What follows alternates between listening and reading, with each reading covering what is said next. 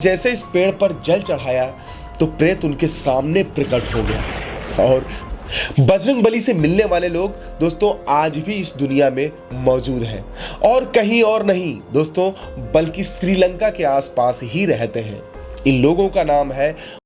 नमस्कार दोस्तों, एक बार आपका फिर से स्वागत है हमारे इस स्टोरी जंक्शन में। दोस्तों यहां मैं आपको एक नए रोमांचक सफर पर ले चलने के लिए बिल्कुल तैयार हूं। तो दोस्तों, भूत पिशाच निकट नहीं आवे, महावीर जब नाम सुनावे। दोस्तों ये लाइन जब हम सुनते हैं तो हमें सुनने में बहुत ज्यादा नॉर्मल लगती है, लेकिन इसके साथ साथ अगर हम ये बात भी सुने कि एक प्रेत भी किसी को हनुमान जी से मिला सकता है तो दोस्तों ये बहुत हैरान करने वाला होगा। तो दोस्तों आज जो ये मेरी कहानी है ये है एक सच्ची घटना की सच्ची कहानी। दोस्तों ये एक ऐसे प्रेत के ऊपर आधारित है जिसने एक भक्त को उसके भगवान श्री बजरंगबली जी से मिलवा दिया। दोस्तों ये कहानी किसी और की नहीं बल्कि संत तुलसीदास जी की है। संत तुलसीदास जी की यह कहानी सुनने के बाद आपको वीडियो में यह भी पता चलेगा आगे कि क्या सचमुच हनुमान जी से मिलना पॉसिबल है। तो दोस्तों बिल्कुल पॉसिबल है। अगर पॉसिबल है तो ऐसा कौन सा तरीका है जिससे एक इंसान भी, एक आज की दुनिया का इंसान भी बजरंगबली से बिल्कुल मिल सकता है।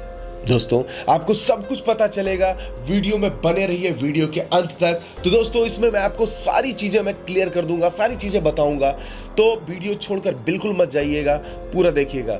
अगर आप मेरे चैनल पर नए हैं तो चैनल को सब्सक्राइब कर दीजिए, वीडियो को लाइक कर दीजिए, अपने दोस्तों के साथ शेयर जरूर करिएगा। दोस्तों लेकिन इससे पहले हम शुरुआत करेंगे कि संत तुलसीदास जी से। दोस्तों संत बनने से पहले तुलसीदास जी एक नॉर्मल राम भक्त हुआ करते थे। जब उनके पत्नी ने उनको बहुत समझाया, उसके बाद में जब वो पहुंच गए कहाँ, गंगा के किनारे वाराणसी में, तो वो एक नॉर्मल एक भक्त हो गए भगवान राम के। दोस्तों एक ऐसे इंसान जो काशी में रहते थे, गंगा के किनारे उनकी कुटिया थी, वो दिन रात सिर्फ राम के नाम का ही जाप किया करते थे। संत तुलसीदास अपनी आम आदमी वाली जिंदगी काशी में बिता कर रहे थे, राम नाम की भक्ति में लीन रहते थे। उनकी दिनचर्या बनी हुई थी कि वह रोज घाट पर नहाने जाया करते थे और लौटते समय उनके पास में हमेशा एक लोटा हुआ करता था। दोस्तों उसी लोटे से वो नहाते थे और लौटते समय लोटे में जल लेकर आते थे। और रास्ते में उन्हें एक सूखा हुआ बिल्कुल मरा सा बबूल का पेड़ दिखाई देता था, तो दोस्तों वो जल उस पर चढ़ा दिया करते थे। उसके बाद अपनी कुटिया की ओर चले जाते थे। तुलसीदास जी का ये जो घर था उस घाट से महज थोड़ी ही दूर पर था, जिसके बीच में ये बिल्कुल मरा हुआ पेड़ था। उन्हें ये काम करते हुए करीब कई साल बीत गए थे, मतलब कई वर्ष बीत गए। दरअसल जिस पेड़ में वो रोजाना जल चढ़ाया करते थे दोस्तों, नियम से उस पेड़ में एक प्रेत रहा करता था। जब उस प्रेत ने देखा कि तुलसीदास जी रोजाना नियम से उस पेड़ पर जल चढ़ाते हैं तो धीरे धीरे प्रेत तुलसीदास जी से प्रसन्न होने लगा। फिर एक दिन ऐसा आया कि उनके रोजाना जल चढ़ाने से उस पेड़ में धीरे धीरे जान आने लगी और वो पेड़ फिर से हरा भरा होने लगा। दोस्तों जिसको देखकर वो प्रेत बेहद खुश हुआ और एक दिन लौटते समय तुलसीदास जी ने जैसे इस पेड़ पर जल चढ़ाया तो प्रेत उनके सामने प्रकट हो गया। और तुलसीदास जी देखकर थोड़ा घबरा गए क्योंकि वो तो एक नॉर्मल इंसान थे ना। प्रेत ने कहा, घबराओ मत, मैं तुमसे बहुत खुश हूं और तुम्हें वरदान देने के लिए आया हूं। और हाँ, मैं तुम्हारी भक्ति से, तुम्हारे कर्मों से बहुत ज्यादा खुश हूं। आज जो तुम कुछ भी मांगना चाहो वो मुझसे मांग सकते हो। दोस्तों तो तुलसीदास जी ने कहा, मुझे तो अपने जीवन में सिर्फ अपने प्रभु श्री राम जी से ही मिलना है, बाकी मुझे किसी भी सांसारिक चीजों की कोई आवश्यकता नहीं है। यह बात सुनकर प्रेत तो बहुत खुश हुआ। और कोई इंसान मांग भी रहा है तो अपने प्रभु की भक्ति, अपने भगवान से मिलने की कामना मांग रहा है, वो उन्हें तथास्तु कह देता है। लेकिन साथ ही साथ ये भी बोलता है, देखो मैं तो एक प्रेत हूं और पिशाच योनि का हूं, मैं तुम्हें किसी भगवान से तो नहीं मिला सकता, लेकिन तुम्हें एक तरीका बता सकता हूं जिससे तुम अपने भगवान से अवश्य मिल सकते हो। तुम्हें तुम्हारे भगवान से कोई और नहीं बल्कि तुम्हारे भगवान का सबसे बड़ा और परम भक्त ही मिला सकता है। तो अब तुलसीदास जी तो सोच में पड़ जाते हैं कि आखिर कौन हो सकता है वो भक्त। तुरंत तुलसीदास जी के मन में एक ख्याल आता है कि श्री राम जी का सबसे बड़ा भक्त कोई और नहीं बल्कि श्री बजरंगबली जी ही है। यानी आप बात कर रहे हैं बजरंगबली की?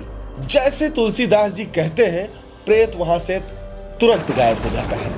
तुलसीदास जी के मन में उसी समय यह दोहा याद आता है कि भूत पिशाच निकट नहीं आवे, महावीर जब नाम सुनावे। तुलसीदास जी की अपनी कही हुई बात पर बड़ा पछतावा हो रहा था। वो सोच रहे थे कि अरे मैंने ये क्या कह दिया, प्रेत तो गायब हो गया और मुझे तथास्तु का वरदान भी दे दिया था। मैं हनुमान जी से कहाँ मिलूंगा, हनुमान जी मुझे कैसे मिलेंगे, मेरे प्रभु श्री राम कहाँ से मिलाएंगे वो? तो आशीर्वाद तो उनका अधूरा रह गया।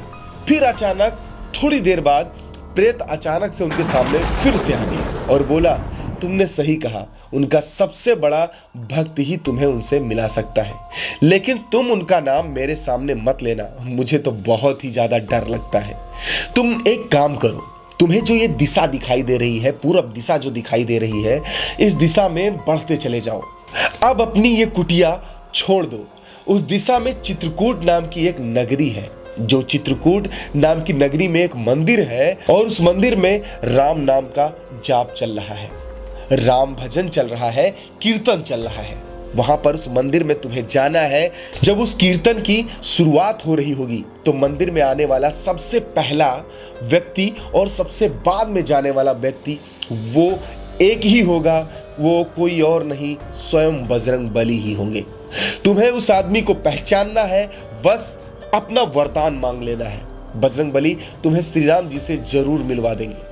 तुलसीदास जी ये सुनकर तो बहुत ही ज्यादा खुश हो जाते हैं और वो अपनी कुटिया छोड़कर सीधे चित्रकूट की ओर प्रस्थान कर देते हैं। और चित्रकूट में पहुंचने के बाद उन्हें वो मंदिर भी मिलता है दोस्तों, जहां पर कीर्तन भजन चल रहा होता है। वहां के पंडित से पता करते हैं तो पंडित बताते हैं, हाँ कल फिर से कीर्तन होगा, कल इतने समय पर यहाँ पहुंच जाना। तुलसीदास जी तैयार हो जाते हैं। अब अगले दिन सुबह होने का इंतजार कर रहे होते हैं। सुबह होने से पहले ही उस मंदिर में पहुंच जाते हैं तो देखते हैं वहां उस मंदिर में उनके सिवा कोई और नहीं होता है। यह देखकर वो बहुत व्यथित हो जाते हैं, परेशान हो जाते हैं और उस प्रेत की बात को याद करते हैं जो उसने कहा था कि मंदिर में आने वाला पहला व्यक्ति ही बजरंगबली ही होंगे। लेकिन सुबह सबसे पहले यही तो मंदिर में पहुंचे थे और वो फिर से चारों ओर देखते हैं तो पाते हैं मंदिर के बिल्कुल साइड में बैठे हुए एक बहुत कमजोर मरियल सा आदमी, कोढ़ी जो रहता है, जिसको कोढ़ लगा हुआ होता है, वो आदमी बेहद लाचार दिखाई दे रहा था। तो वो एक कोने में बैठा हुआ था। तुलसीदास जी ने सोचा शायद ही नहीं नहीं नहीं नहीं ये नहीं हो सकता, क्योंकि ये इतना लाचार और कमजोर दिखाई देने वाला बजरंगबली जी तो नहीं हो सकते, क्योंकि वो तो बल और बुद्धि के देवता है। उस व्यक्ति को वो इग्नोर कर देते हैं, मतलब उसको नजरअंदाज कर देते हैं। कीर्तन भजन शुरू हो जाता है दोस्तों। दिन भर श्री राम का भजन चलता है, कीर्तन चलता है, सब कुछ अच्छे से चलता है। शाम को आरती होती है, सब कुछ समाप्त होने को होता है। लगभग रात्रि के 11 बज चुके होते हैं और फिर सब लोग एक एक करके वहां से अपने घर की ओर प्रस्थान कर देते हैं। लास्ट में केवल तुलसीदास जी ही बचते हैं, क्योंकि उन्हें तो देखना था ना कि सबसे लास्ट में यहां से आखिर कौन जाता है, क्योंकि प्रेत ने यह भी कहा था कि सबसे आखिरी में जाने वाला व्यक्ति ही बजरंगबली होंगे। तो अब तो सब कोई जा चुका था, लेकिन वो जो कोढ़ी आदमी था, जो बिल्कुल लाचार था, वो अभी भी वहीं बैठा हुआ था। तुलसीदास जी उस आदमी के पास जाते हैं और बोलते हैं, बाबा अब सब लोग तो यहाँ से जा चुके हैं, भजन कीर्तन भी खत्म हो गया है, अब आप भी अपने घर को प्रस्थान कीजिए। तो वो जो कोढ़ी व्यक्ति होता है, मरियल सा आदमी होता है, वो कहता है, देखो बेटा मैं बहुत बीमार हूँ, लाचार हूँ, मैं तो आखिरी में ही धीरे धीरे चला जाऊँगा, आप निकल जाइए। सब लोग चले जाएंगे तो मैं धीरे धीरे खुद को संभालते हुए यहाँ से चला जाऊँगा। बस तुलसीदास जी तुरंत समझ जाते हैं कि यह कोई और नहीं, मेरे प्रभु बजरंगबली ही है। तुरंत उनके चरणों में गिर पड़ते हैं और उनके पैर पकड़ लेते हैं। तुलसीदास जी के बार बार मिन्नतें किया जा रहे थे और कह रहे थे, हे प्रभु मैं आपके दर्शन के लिए तरस रहा हूं, मुझे दर्शन दे। बजरंगबली को दया आई और उसके बाद में बजरंगबली उन्हें दर्शन देते हैं। तुलसीदास जी उन्हें देखकर एकदम भाव विभोर हो जाते हैं, आंखों से आंसू रुकने का नाम नहीं ले रहा था। बजरंगबली जी उन्हें उठाते हैं और अपने सीने से लगाते हैं और कहते हैं कि हे तुलसीदास, मैं तुमसे बहुत प्रसन्न हूँ, तुम्हारी जो भी इच्छा हो वो वर तुम हमसे मांग सकते हो।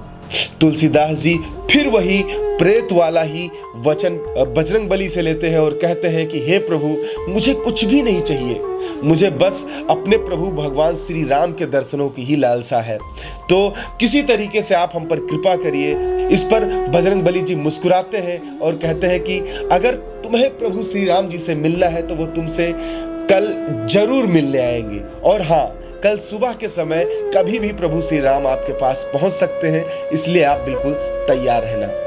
अब तुलसीदास जी अपने दिनचर्या में लगे हुए थे, पूरा दिन निकल चुका था और वो सुबह होने की बहुत बेसब्री से इंतजार कर रहे थे। उनका एक एक पल दोस्तों ऐसा लग रहा था जैसे हजारों वर्षों के बराबर हो।